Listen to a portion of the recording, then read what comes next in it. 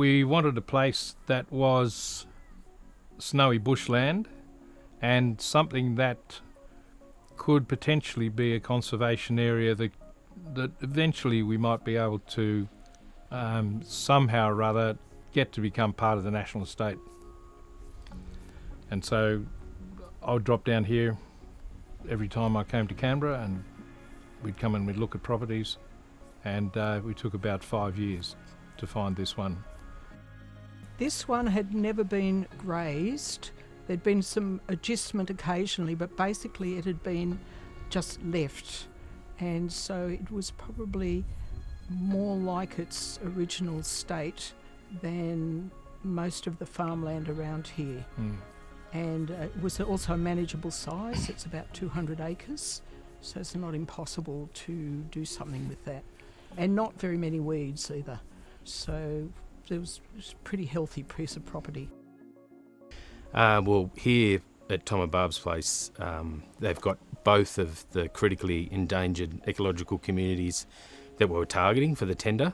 One of those is the snow gum woodland, and the other one's the natural temperate grassland. And in fact, the whole 70 hectares approximately of the property is made up of both those communities. But in the tender as a whole, through the 8 agreements that we're establishing with landholders, we protect a bit over 1,400 hectares, and about 60% of that 1,400 hectares contain the critically endangered communities. So some areas on other farms have just protected a portion of the property. And I think that's an important thing for people to know as well, is that a conservation area doesn't always have to cover your whole property. It can just be the important bits that are biodiverse that you want to protect in perpetuity. The tender is an excellent way to fund certainly portions of people's properties, and in our case the whole place, where so much of funding that is received these days that you have to apply for is so very narrow in the parameters that you sort of bury what you really want to do right at the bottom of it, and hope that it gets through anyway. This one is very open and upfront and says, right, you said you'd need this much money to be able to manage the property, and you're going to have to report on that. Here it is, each year, indexed and ongoing while the property exists.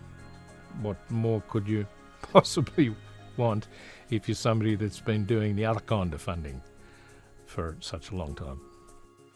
So within the 1,400 hectares that we protected, about 600 hectares of that is threatened species habitat for things like parts of properties had koala habitat, things like glossy black cockatoos.